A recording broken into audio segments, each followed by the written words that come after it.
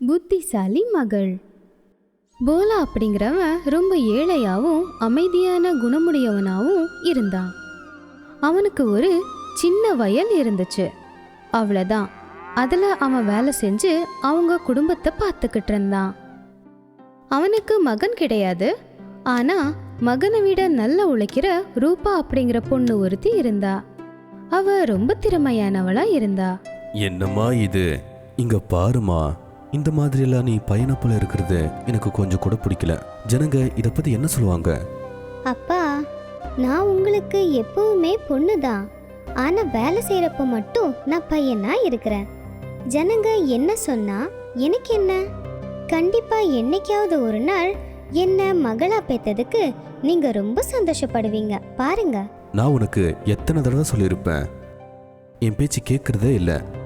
ஒரு நாள் போலா ஒரு ஜமீன்தார் கிட்ட வந்தான். வணக்கம் முதலாளி, என்னோட அப்பா வயலோட ஒரு பகுதியை உங்ககிட்ட அடமானத்துக்கு வச்சிருந்தாங்க. அதோட வட்டி கட்டி கட்டி எனக்கு போதும் போதும்னு ஆயிடுச்சு. இப்போ நான் அசலோட வந்திருக்கேன். என் நிலத்தை திருப்பி கொடுத்துருங்க. ஐய், உனக்கு என்ன பைத்தியமா? ஒன்றும் கிடைக்காது, இங்கிருந்து போ. போலாவுக்கு ஜமீன்தாரை பத்தி ஏற்கனவே தெரியும். அவன் அமைதியா அங்கிருந்து போயிட்டான். என்னாச்சுங்க? ஜமீன்தார் என்ன சொன்னாரு? நம்ம இடம் நமக்கு கிடைக்குமா இல்லையா? அவரு என்னதான் சொன்னாரு? இல்லை ராமா, ஒவ்வொரு தடவையும் சொல்ற மாதிரியே இன்னும் காசு கட்டணும்னு சொல்லி எப்பவும் போல என்னை துரத்தி அடிச்சிட்டாங்க. அட கடவுளே, உங்க குணத்தினால யாருக்கு என்ன லாபம்? எப்பவுமே அந்த ஜமீன்தார் உங்களை ஏமாத்தி ஏமாத்தி அனுப்பிக்கிட்டே இருக்காரு. ஒருவேளை நமக்கு பையன் பிறந்திருந்தா நான் இதை பத்தியெல்லாம் கவலையே பட மாட்டேன். ஆனா இப்போ ரூபாவுக்கு கல்யாண வயசும் வந்துருச்சு. உங்களுக்கு ஞாபகம் இருக்கா இல்லையா? கதவுக்கு பின்னாடி ஒளிஞ்சிருந்து ரூபா அப்பா அம்மா 2 பேரும் பேசுறத கேட்டுக்கிட்டு இருந்தா. அடக்கடவுளே, நான் என்ன பண்றது? அப்பா அம்மாவை கண்டிப்பா இந்த கஷ்டத்துல இருந்து வெளிக்கொண்டு வரணும். நான் ஏதாவது செஞ்சுதான் ஆகணும். ரூபா அவளோட ஃப்ரெண்ட்ஸ் கூட சேர்ந்து ஏதோ ஒரு ஐடியா செஞ்சா.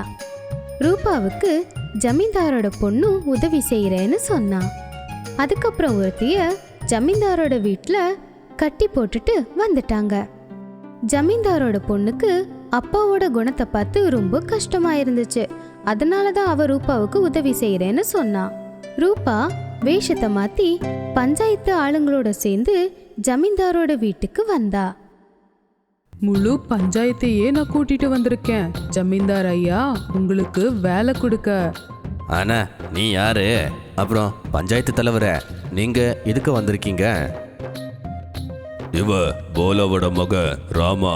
இவ என்ன சொல்றானா, இவளோட சகோதரி ரூபா அவங்களோட அப்பா போலாவோட பத்திரத்தை எடுக்க வந்திருந்தாங்களா. ஆனா நீ அவளை அடைச்சி வச்சிருக்கேன்னு சொல்றாங்க. இது என்ன? நான் அப்படியெல்லாம் எதுக்கு பண்ணனா? வேணும்னா தேடி பாருங்க. எங்க அப்பா எல்லா கடனையும் திருப்பி கொடுத்துட்டாரு.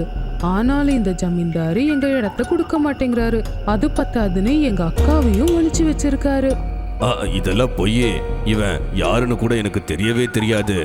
அப்போ உள்ள இருந்து குரல் கேட்டுச்சு, காப்பாத்துங்க காப்பாத்துங்க. அப்போ பஞ்சாயத்து ஆளுங்க ரூபாவோட ஃப்ரெண்டோட கயிறு அவுத்து விட்டுட்டு ரூபா கூட ஜமீன்தார் கிட்ட வந்து கேட்டாங்க. இப்போ தெரிஞ்சிருச்சு, ராம சொன்னது உண்மைதான். இல்ல இல்ல, இது போய். நான் இப்படியெல்லாம் பண்ணல. ஆனா நான் காசு வாங்கினது நிஜம்தான். ஆனா இவளோட தங்கச்சிய நான் ஒளிச்சியே வைக்கலையே. இதுக்கு தண்டனை உனக்கு கண்டிப்பா கிடைக்கும். அதுக்கு முன்னாடி ஒழுங்கு மரியாதையா போலாவோட மகனோட நிலப்பத்திரத்தை நீ திருப்பி கொடுத்துரு. அவன்கிட்ட நீ அதிகமா காசு வாங்கியிருக்க. என்னை மன்னிச்சிருங்க போலா, நான் உங்ககிட்ட அதிகமா காசு வாங்கிட்டேன். நான் உண்மையத்தான் சொல்றேன். உன்னோட மகளை நான் ஒளிச்சு வைக்கவே இல்லையே. இங்க பாரு, நீ எல்லாத்துக்கும் முதலாளி இருக்கிறத இந்த பஞ்சாயத்து நீக்குது. இதெல்லாம் என்ன? இது என்னோட மகளே இல்லையே, எனக்கு பையன் கூட இல்லையே. அப்ப ரூபா அவளுடைய உண்மையான உருவத்தை எல்லாருக்கும் காட்டினா. அப்பா, என்ன மன்னிச்சிடுங்க. இந்த ஜமீன்தாருக்கு நல்ல பாடத்தை சொல்லி கொடுக்கறதுக்காக தான் நானும் என்னோட ஃப்ரெண்ட்ஸும் சேர்ந்து இந்த மாதிரி ஐடியாவை செஞ்சோம்.